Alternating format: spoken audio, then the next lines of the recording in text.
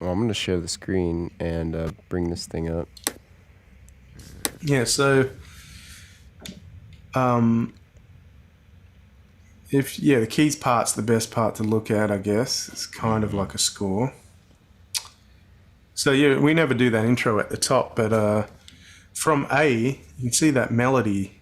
It's do do do do do do do do do do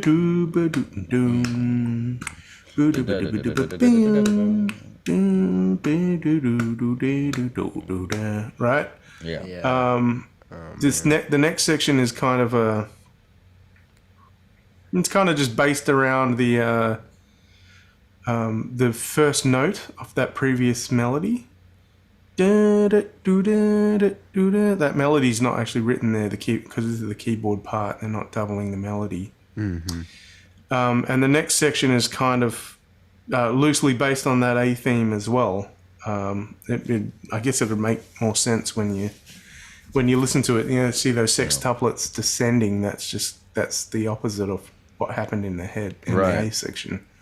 So you really wrote these down. You really just even wrote this piano part down all the way through. I like that. That's how I compose for this band anyway. Mm-hmm. Now, if you look at that D section, it's completely different rhythms, but that's the exact melody from A, except the rhythms.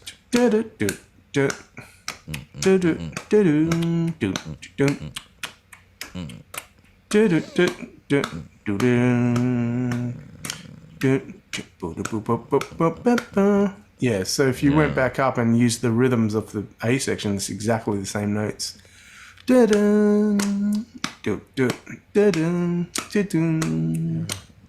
know, It's very cool. So it's a constant kind of re-harmonization, re-melodicization, re-rhythmicization of one theme, really.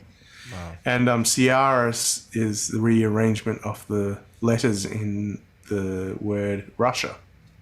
Because I composed this tune when we had 3 days off in Moscow, and I sat around writing music. So wow. And you wrote this just during those 3 days. The bulk of it, you know, obviously worked on some finer details later. You know, I got family in Russia, so that's interesting. Oh wow, whereabouts? Sochi, mainly Sochi. Okay. Yeah, that's the place where they had the Winter Olympics in 2014, and it's a crazy city because you could go up north and then go skiing, and then you can go south and then you can go to the beach, and it's warm. Wow. So it's an intense city. It's a great city to retire. Yeah, it's vast and a great place to retire, great place to visit. But you know, Russia needs some more jazz, and I've been thinking they love it over there. yeah, they do. They really do. I don't want to give it away, but I always had in the back of my mind thoughts about organizing a beautiful event in Russia, probably in Sochi, where I have some connections, and it'd be wonderful. But I don't want to jinx it. We'll talk about that.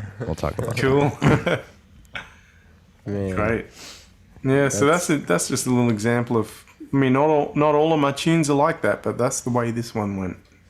Well, that was the first ever one that I was shown, the first song, and just immediately I was like, "Whoa!" I feel like I listen to a lot of music, have not heard anything that has struck me that hard. So. Thank you. Thank you. That means a lot, man. That means a lot. Cheers. Yeah, and but all the tunes, like, they're just so cool. Love it. So the other day, you posted you were playing with your friend. Well, from the Best Buddies album. I'm sorry, I forget. Tim Jago. Tim. Yeah. But you were on an upright bass. Oh, yes. I'm also a bass player. I was like, come on, man. That's awesome. Yeah, I've always loved playing upright and electric as well. I used to play in a lot of top 40 bands. Really? Used to have a blast. and also always had a love for the upright bass. I've always loved the upright and the electric and the saxophone. I somehow ended up making the saxophone my main axe, but yeah, I've not a lot of people know, I guess, because I don't really. I guess I haven't really pushed it over the years because I'm trying to be the best saxophone player I can. Yeah. Do you feel like? Yeah. Oh, I'm sorry.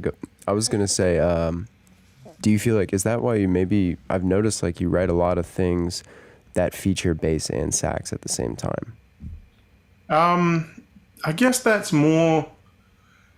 I mean, with New Jive, that music, I've got all those guys in mind specifically, and I know that I can give Eric anything. It's just gonna be. We're gonna play it like the same mind, So it's not written for the bass in mind because I know the instrument. It's written for Eric in mind, actually, and likewise for the other instruments. But yeah, the bass playing thing. My previous album came out last year.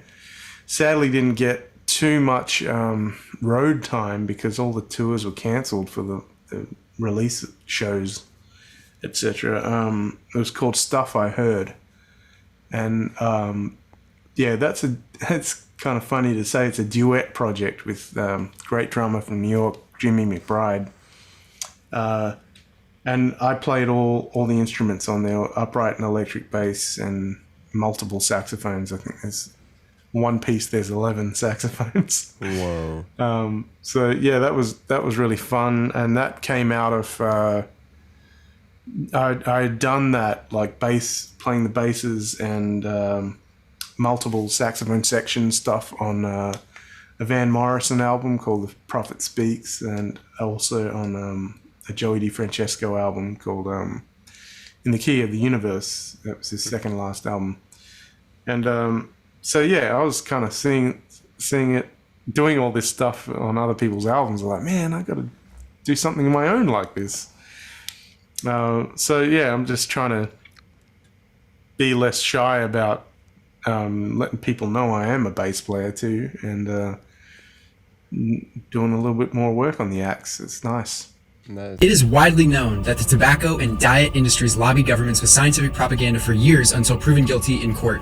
The artificial treatment of our water is the next corporate deception. For example, virtually every nation in Europe has rejected the use of artificial fluoride. International studies since the 40s have repeatedly shown that endocrine and neurological effects increase after repeated consumption, even at the levels accepted by U.S. government. Epic Water Filters is the most thorough industry-grade filtration system that Houston Ensemble has ever used. They reduce heavy metals upwards of 99.5%, such as lead and mercury, bacteria like E. coli, and poisons like chromium, nitrate, and fluoride. Join us in our journey to living a toxin-free life and get your Epic Water Filter using discount code Houston Ensemble lowercase one word. That's Houston Ensemble lowercase one word for 20% off your Epic Water Filter.